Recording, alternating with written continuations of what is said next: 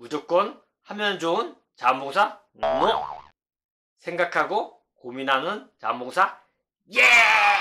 안녕하세요, 하얀병로입니다. 오랜만에 뵙겠습니다. 오늘은 기사 하나를 가지고 왔습니다. 한번 읽어보도록 하겠습니다. 모두를 위해 데리고 갑니다. 70대 할아버지 장애 손자와 동반 자살. 부산에서 70대 할아버지가 장애를 가진 4살짜리 손자와 함께 운동 자살을 시도, 손자는 현장에서 숨지고 자신은 중태에 빠지는 안타까운 사건이 발생했다. 7일 오전 11시 20분쯤 부산 동래구 한 아파트에서 A씨와 손자 B군이 쓰러져 있는 것을 외출하고 돌아온 A씨 부인이 발견해 경찰에 신고했다. 발견 당시 A씨와 손자 B군은 방 안에 나란히 누워있었고 옆에는 농약병 2개가 놓여있었다. A씨 부인은 경찰에서 남편으로부터 내 죽을 거다라는 휴대전화를 받고 집에 도착하니 남편과 손자가 쓰러져 있었다고 진술했다. 경찰은 A씨가 뇌병정 장애를 갖고 있는 손자와 함께 농약을 마시고 스스로 목숨을 끊으려 한 것으로 보고 있다. 경찰은 A씨 주머니에서 손자 때문에 세 가정이 너무 고생을 한다. 모두 편하기 위해서 애를 데리고 간다는 내용의 유서를 발견했다. 이 기사가 2015년도 기사인데요. 이런 일은 한 10년 전 한 2009년에도 있었습니다. 그때도 뇌병정 장애를 갖고 있는 손자를 키우는 딸이 너무 고생하는 것 같아서 할아버지가 손자를 목 졸라 죽이고 스스로 자살한 사건이 일어났습니다. 잊을만 하면 이런 사건이 자주 일어납니다. 아까 그 기사의 댓글도 한번 읽어볼까요? 분명 살인인데 우리가 무엇을 할 수 있겠냐. 짧은 생을 살다간 아기가 너무 불쌍하다. 저런 아이를 위해 보육원을 확충해라. 북한에 식량 보내지 말고. 할아버지도 안타깝고 손자 더 안타깝네요. 좋은 곳으로 가길. 얼마나 힘들어서 이런 결정을 할 수 있을까. 죽을 용기가 있으면 그 용기로 살았으면 좋았을 텐데. 장애인은 스스로는 살기 힘들다. 가족들이 평생 힘들다. 할아버지 마음 1000번이고 이해가 가네요.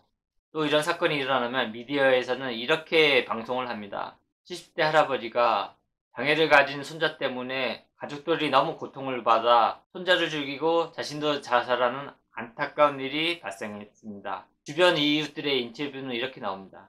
평소 할아버지는 성실하고 근면하고 또 착했으며 장애를 가진 손자를 잘 부양했는데 오죽했으면 그랬을까 참으로 안타깝습니다. 이런 인터뷰 기사가 나옵니다. 혹시 여러분도 이렇게 생각하십니까?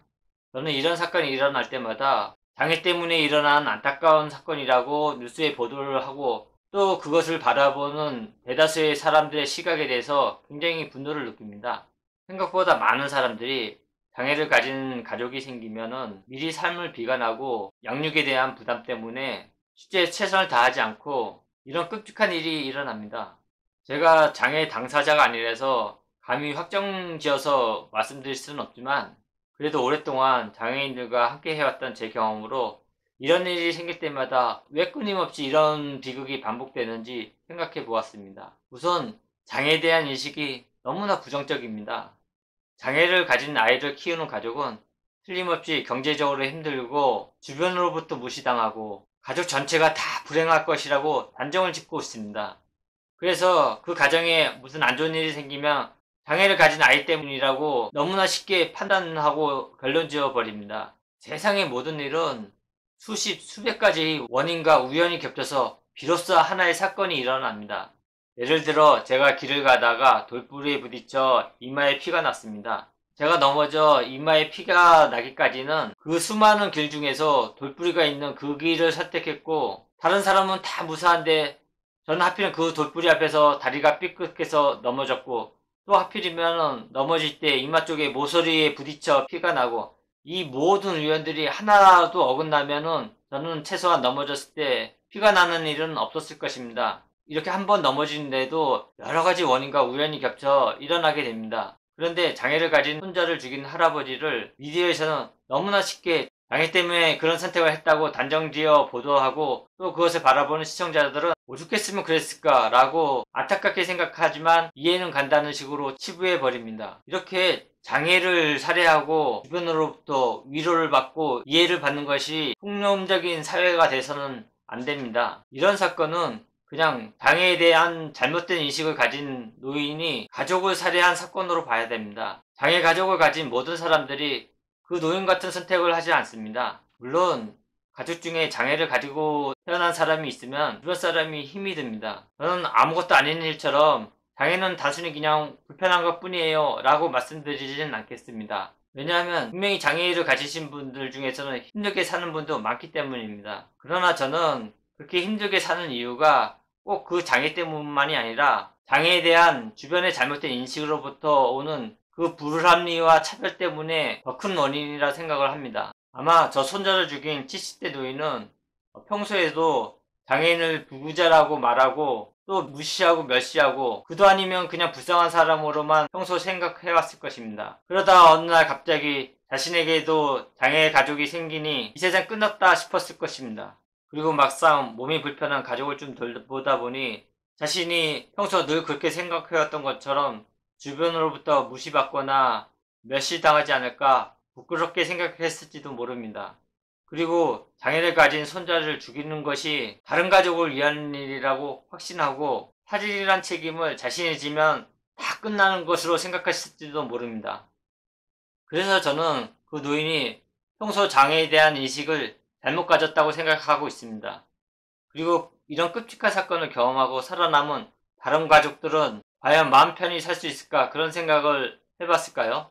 그러면 왜 많은 사람들이 장애에 대한 잘못된 선입견을 가지고 있을까요? 가장 큰 원인은 자기 주변에 장애를 이해하고 공감하는 경험이 부족하기 때문입니다. 우리나라 장애복지는 비장애인과 접촉이 없는 저 멀리 외딴 곳에 시설을 만들어서 분리하는 방식이 우선시되어 왔습니다. 심지어 천사들이 착한 일을 하는 이미지로 포장되어 있습니다. 그리고 자기 집에 거주하는 장애인들은 비장애인들과 똑같은 권리를 누리기 위해서는 수십 배의 노력과 경제력이 필요합니다. 그러니 장애인과 비장애인들은 일상에서 서로 교류가 없고 서로 잘못된 선입견을 받아들이는 것입니다.